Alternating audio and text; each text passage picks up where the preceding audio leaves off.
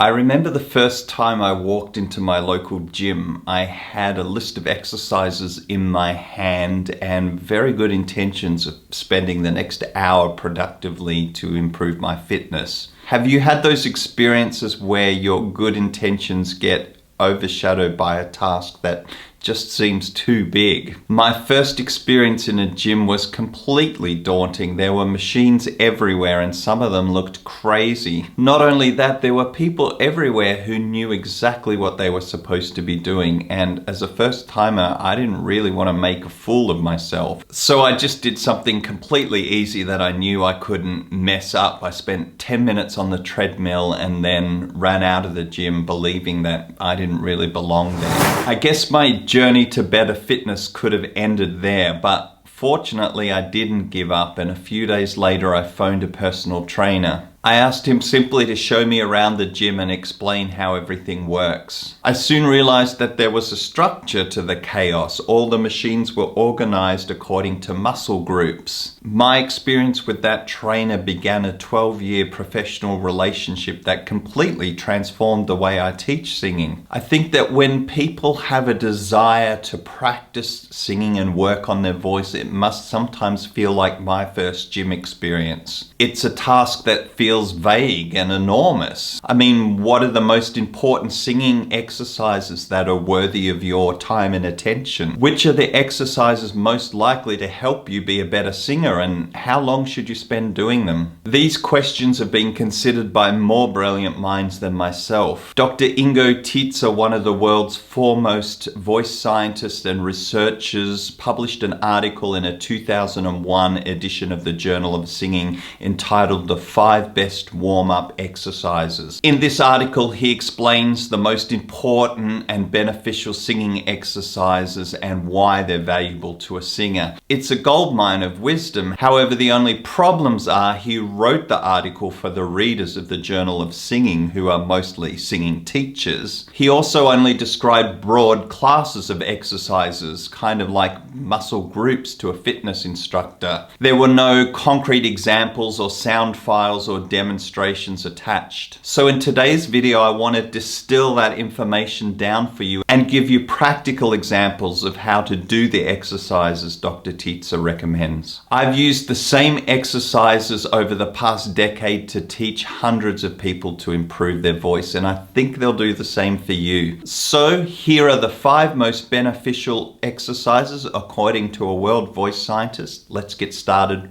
right now.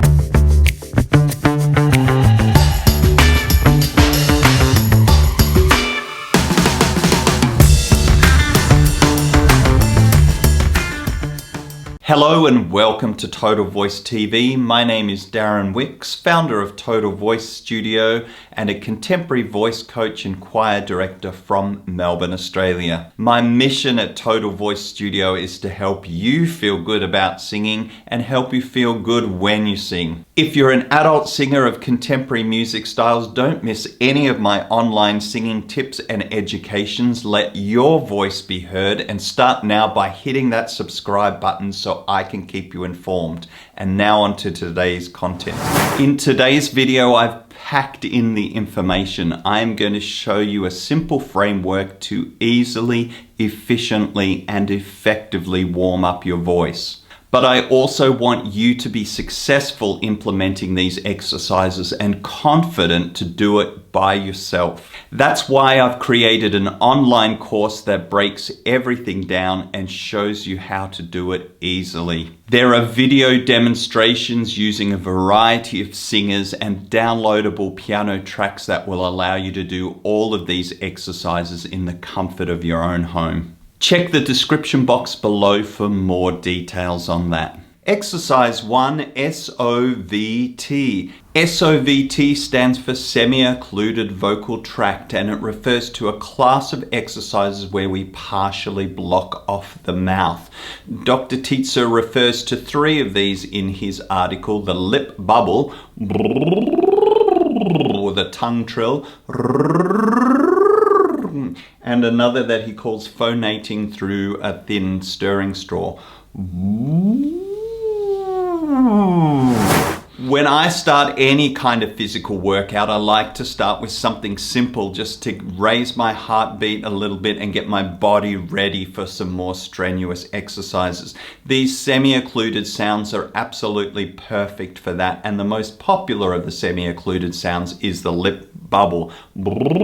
I did a whole video on the lip bubble, so if you haven't seen that, check it out via the link that's on your screen right now. There are two ways that you can perform the lip bubble. I like to start with some unstructured patterns. That means find any comfortable pitch in your range, usually around where you speak, and then massage your voice up and down around your comfortable range.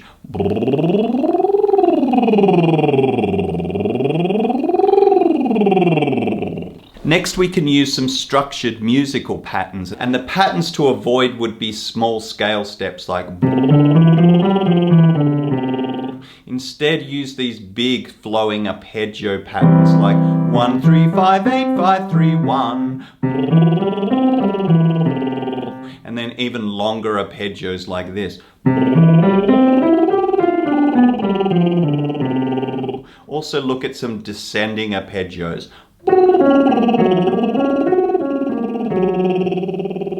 You want to spend about 3 to 5 minutes doing these semi-occluded sounds before moving on. Exercise 2, pitch glides. Muscles that have been sitting around or unused for a length of time tend to get stiff, locked, or have a reduced range of motion. And the best therapy for muscles that have become stiff is to get them moving with easy flowing movements across the whole range of motion.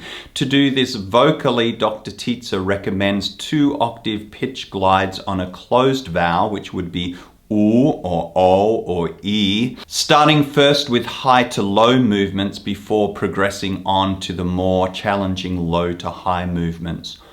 Ooh, ooh, ooh, ooh, ooh.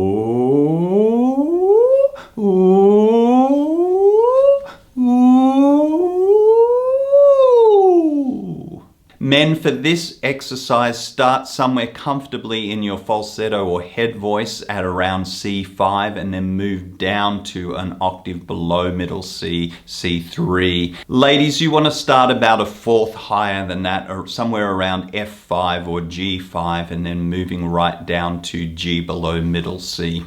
The value of these exercises is they help your vocal folds achieve maximum stretch and range of motion, and so you want to do these exercises for about 2 or 3 minutes. Exercise 3, forward tongue roll and stretch. Almost any kind of physical workout will involve some form of stretching, either dynamic stretching where muscles are in motion, or static stretching, which would be more like a yoga routine. When it comes to your voice, the most important muscles you want to stretch are your articulators, the jaw and your tongue in particular. For this, Dr. Titze recommends the forward tongue roll. To perform this, touch the tip of your tongue to the bottom gum line and rock the tongue backwards and forwards with a relaxed jaw. Then you want to say the vowel sequence E, R, E, R, E, R. And the best way to think about this is there are 2 ways that we could say ya, ya, ya. I could use my jaw like that, or I can use my tongue. Ya, ya, ya. You want to use the tongue version. Now, I'm old enough to remember the original television series Charlie's Angels, and of course the angels always posed for their photos with their classic gun pose. So you can use the same pose with the 2 fingers here to pull your jaw open gently, and then your free thumbs are there. You can massage underneath your chin at the base of your tongue to help relax with this exercise too.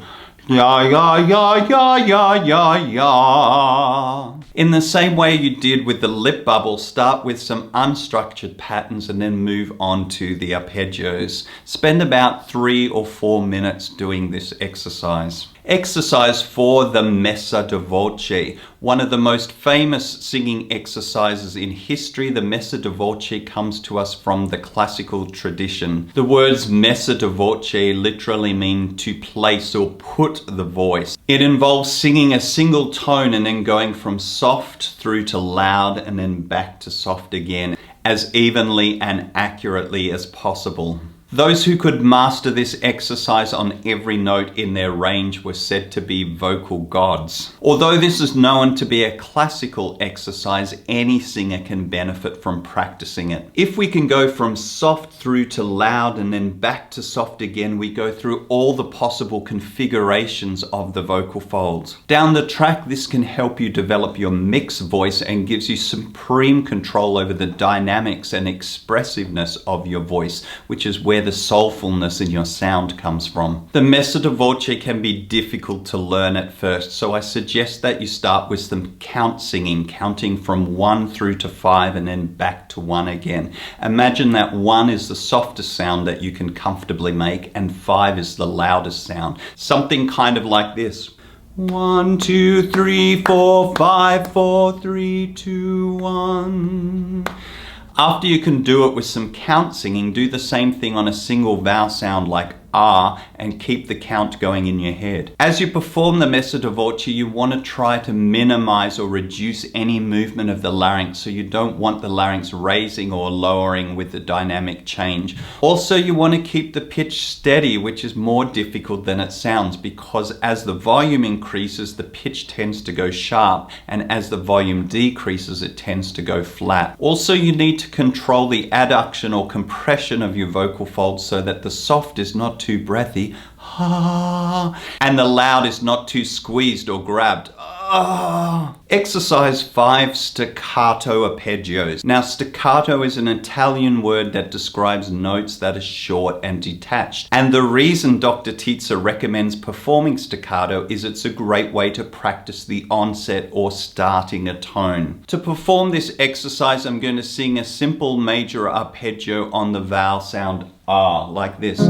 Ah, ah, ah, ah, ah, ah, ah. You want to make sure that there's no breathy start to the tone, such as ah, ah, ah, ah, ah, ah, ah, and no glottal or grabbed onset to the tone, which would sound like this. Ah, ah, ah, ah, ah, ah, ah.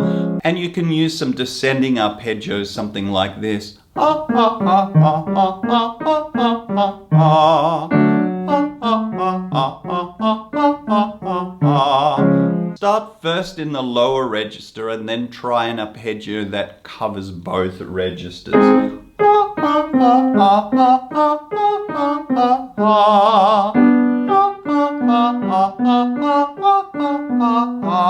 Spend another 3 to 4 minutes exploring these different types of onsets. First by deliberately doing the breathy onset, then the hard onset, and then trying to coordinate or balance the start of each tone. Singers, I want to make it easy for you to practice these exercises at home, so I've prepared an information sheet, video demonstrations, and piano backing tracks so you can practice them in the comfort of your own home. If you'd like to get a copy, head on over to courses.totalvoice.com.au. Now that you've watched this video on singing exercises, you might like to also check out my video on how to warm up your voice. A link for that's appearing on your screen right now. I so appreciate you giving me your valuable watching time. And if you appreciate these free singing tips, don't forget to give this video a thumbs up like. Your engagement with this content really helps YouTube show my video to more people. Also, what is your most favorite singing exercise? I read all the questions and comments you leave for me below and would love to hear your suggestions for a future episode of Total Voice TV. It takes many hours of preparation to produce these videos, and you can support me to keep producing free content on YouTube by heading over to my Patreon page. That link is appearing in the description box below. Until next time, be well, keep singing, and remember, you were born to sing. Bye.